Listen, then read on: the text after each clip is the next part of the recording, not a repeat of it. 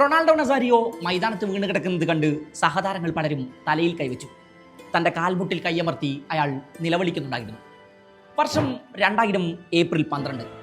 പരിക്കിനോട് കലഹിച്ച് തീർത്ത 5 മാസങ്ങൾക്ക് ശേഷം റൊണാൾഡോ വീണ്ടും ഇന്ററിന്റെ കുപ്പായമണിഞ്ഞ് മൈതാനത്തിറങ്ങുകയാണ്. ലാസിയോക്കെതിരെ 58-ാം മിനിറ്റിൽ ഗ്രൗണ്ടിലിറങ്ങിയ അയാൾ വെറും 6 മിനിറ്റിനുള്ളിൽ ഒരലർച്ചയോടെ നിലത്ത് വീണു. അത് അയാളുടെ കരിയർ എന്താണെന്ന് പലരും മനസ്സിലുറപ്പിച്ചതാണ്. വലതുകാൽ മുട്ട് തകർന്നിരിക്കുന്നു. സ്ട്രെച്ചറിൽ കിടന്ന് വേദന കൊണ്ട് പുളഞ്ഞാണ് റൊണാൾഡോ അന്ന് ഗ്രൗണ്ട് വിട്ടത്.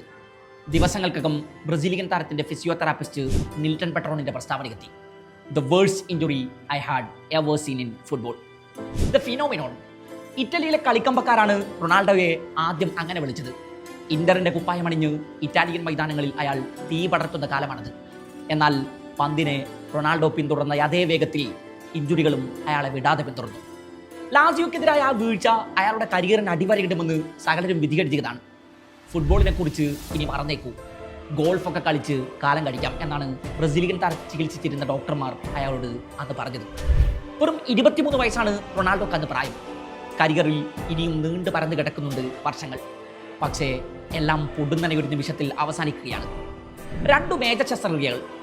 ആശുപത്രി കിടക്കയിൽ തന്നെ തീരാൻ പോവുകയാണോ തൻ്റെ ജീവിതം എന്ന് അയാൾ ഒരു വേള ചിന്തിച്ചു. 2 വർഷമകലെയാണ് ലോകകപ്പ്. ഫുട്ബോളിനെ കുറിച്ച് തന്നെ മറന്നു കളയാൻ പറഞ്ഞവരോട് തനിക്ക് ലോകകപ്പ് കളിക്കാനാകുമോ എന്നയാൾ എങ്ങനെ ചോദിക്കും? ആ സീസണിൽ റൊണാൾഡോയെ പിന്നെ ഒരിക്കലും മൈതാനത്ത് ആരും കണ്ടില്ല. പതിയെ ആ കളിക്കാലം വിസ്മൃതികളിലേക്ക് മറഞ്ഞു തുടങ്ങുകയായിരുന്നു. എന്നാൽ 17 മാസങ്ങൾക്കിപ്പുറം the phenomenon back to the pitch. 2001 September 9 UEFA കപ്പിൽ FC ബ്രാസോവിനെതിരെ റൊണാൾഡോ 28 മിനിറ്റ് നേരം കളത്തിലിറങ്ങി. ഇന്റർ മിലാൻ അപ്പോഴും അയാളെ വിടാതെ വേട്ടയാടുന്ന പരിക്കുകളെ ഭയമായിരുന്നു. ഒടുക്കം അവർ ഭയന്നത് തന്നെ സംഭവിച്ചു. മാസങ്ങൾക്കിപ്പുറം വീണ്ടും ഒരു ഹാംസ്ട്രിങ് ഇഞ്ചുറി. 3 മാസം പുറത്തായി അയാൾ. പരിക്ക് മാറി വീണ്ടും കളത്തിൽ തിരിച്ചെത്തി. 2002 ലോകകപ്പിനുള്ള ടീമിൽ ഇടം പിടിക്കുമ്പോൾ റൊണാൾഡോയുടെ ഫിറ്റ്നസ് ആരാധകർക്കും ഫുട്ബോൾ പണ്ഡിറ്റുകൾക്കുമൊക്കെ ഇടയിലെ ഹോട്ട് ടോപ്പിക് ആയിരുന്നു. എന്ത് വിശ്വസിച്ചാണ് ഇങ്ങനെ ഒരാളെ ടീമിലെടുക്കുക എന്ന് സകലരും ചോദിച്ചു. പാപ്പരാസികൾ അയാളെ വിടാതെ പിന്തുടർന്നു. അയാളുടെ ഫിറ്റ്നസ് അക്കാലത്ത് മാനേജ്മെന്റിനെ സംബന്ധിച്ച് പോലും ഒരു തലവേദനയായിരുന്നു. ചർച്ചകൾ ഇങ്ങനെ കൊടുമ്പിരി കൊണ്ടിരിക്കെ ഒരു ദിവസം റൊണാൾഡോ പെട്ടെന്ന് ബ്രസീലിന്റെ പരിശീലന സെഷനുകളിൽ ഒന്നിൽ പുതിയൊരു ഹെയർ സ്റ്റൈലുമായി പ്രത്യക്ഷപ്പെടുന്നു.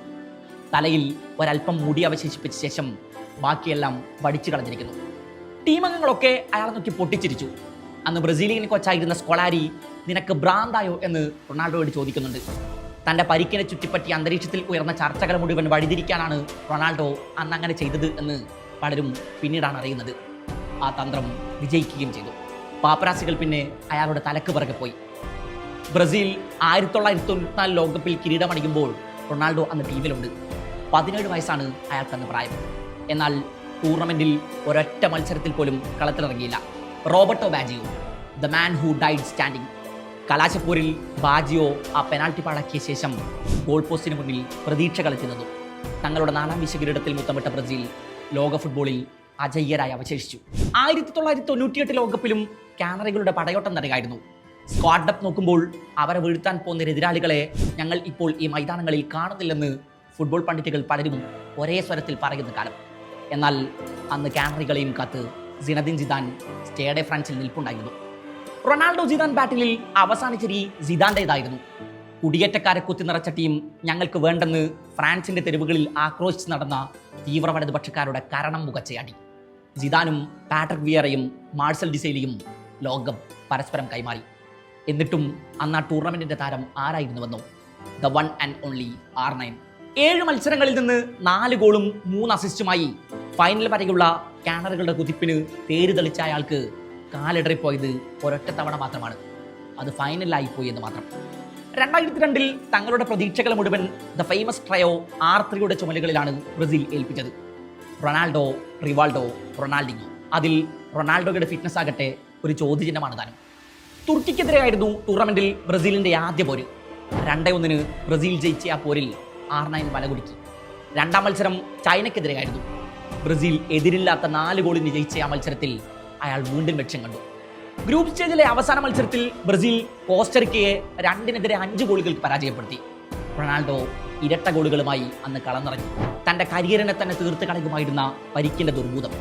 അതിൻ്റെ കൈപ്പിടിയിൽ നിന്ന് കുതറിയോടിയ അയാൾ പലപ്പോഴും മൈതാനങ്ങളിൽ അതിശയവേഗം പ്രാപിച്ചു. റൗണ്ട് ഓഫ് 16 ബെൽജിയമായിരുന്നു ബ്രസീലിന്റെ എതിരാളികൾ. എതിരില്ലാത്ത 2 ഗോളുകൾക്ക് അവർ ബെൽജിയത്തിന് നാട്ടിലേക്ക് മടക്ക ടിക്കറ്റ് അടിച്ച് കയ്യിൽ കൊടുക്കുമ്പോൾ റൊണാൾഡോ വീണ്ടും സ്കോർ ചെയ്തു. 4 കളികളിൽ അയാൾ തുടർച്ചയായി വല കൊടുക്കുന്നു. ബ്രസീൽ ആരാധകരുടെ ആശങ്കകൾ മുഴുവൻ പിന്നെ പ്രതീക്ഷകളായി മാറി. ഇംഗ്ലണ്ടായിരുന്നു ക്വാർട്ടറിൽ ബ്രസീലിന്റെ എതിരാളികൾ. 1-2 ഗോളുകൾക്ക് കാനറിപ്പട ഇംഗ്ലീഷ് സംഘത്തെ തകർക്കുന്നു. അന്ന് റൊണാൾഡീഞ്ഞോയും റിവാൾഡോയുമായിരുന്നു ബ്രസീലിനായി സ്കോർ ഷീറ്റിൽ ഇടം പിടിച്ചത്. റൊണാൾഡീഞ്ഞോ അന്ന് കുറിച്ച ഫ്രീ കിക്ക് ഗോൾ ഫുട്ബോൾ ലോകം ആഘോഷമാക്കി. ടൂർണമെന്റിൽ റൊണാൾഡോ നസാരിയോ വല കുലുക്കാത്ത ഏക മത്സരം അതായിരുന്നു. സെമിയിൽ ഒരിക്കൽ കൂടി തുർക്കി കാനറിപ്പടയ്ക്ക് മുന്നിലെത്തി. R9 കുറിച്ച ഏക ഗോളിൽ അവർ ഫൈനൽ ടിക്കറ്റ് എടുത്തു. ഫൈനലിൽ അവരെ കാത്തിരുന്നത് സാക്ഷാൽ ജർമ്മനി. ഒലിവർ ഗാൻ എന്ന വലകാക്കും ഭൂതത്തിന്റെ ജർമ്മനി. യൊക്കഹോമ ജനനിബിഡമാണ്. ബ്രസീലിന്റെ തുടർച്ചയായ 3-ാം ലോകകപ്പ് ഫൈനൽ. ഒരിക്കൽ കൂടി അവർക്ക് കലാശപ്പോരിൽ കാലിടർന്നു. ഇങ്ങനെ സംശയിക്കാൻ കാരണങ്ങളുണ്ടായിരുന്നു ആരാധകർക്ക്.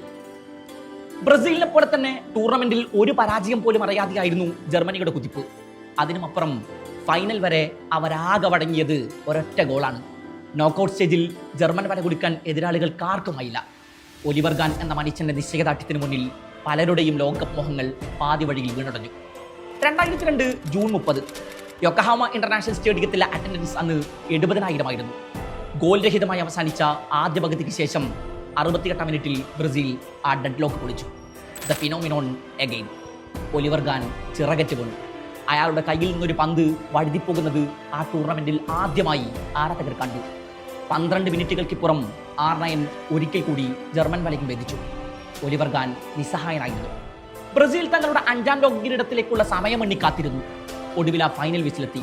ബ്രസീൽ ലോക ഫുട്ബോളിൽ എത്തിപ്പിടിക്കാനാകാത്ത ദൂരത്തെത്തിക്കഴിഞ്ഞിരുന്നു. അപ്പോൾ 7 മത്സരങ്ങളിൽ നിന്ന് 8 ഗോളുകളുമായി റൊണാൾഡോ ടൂർണമെന്റിലെ ടോപ്പ് സ്കോറായി. കലാശപ്പോരിലെ മാൻ ഓഫ് ദ മാച്ചും. ലാസിയോക്കെതിരെ പിച്ചിൽ വേദന കൊണ്ട് അലർവിളിച്ച ആ മനുഷ്യൻ അവിടെ തീർന്നുവെന്ന് കരുതിയ തന്റെ ജീവിതത്തെ പുതിയ മൈതാനങ്ങളിലേക്ക് പറിച്ചു നട്ടു. ലോകകപ്പിന് ശേഷം ബാലൻഡിയോർ അടക്കം ആ വർഷം അയാളെ തേടി നിരവധി പുരസ്കാരങ്ങളെത്തി. ഫുട്ബോൾ ചരിത്രത്തിൽ ത്രസിപ്പിക്കുന്നൊരധ്യായമായി 2002 ലോകകപ്പിലെ അയാളുടെ റിഡംഷൻ സുവർണ്ണ ലിപികളിൽ അടയാളപ്പെടുത്തപ്പെട്ടു.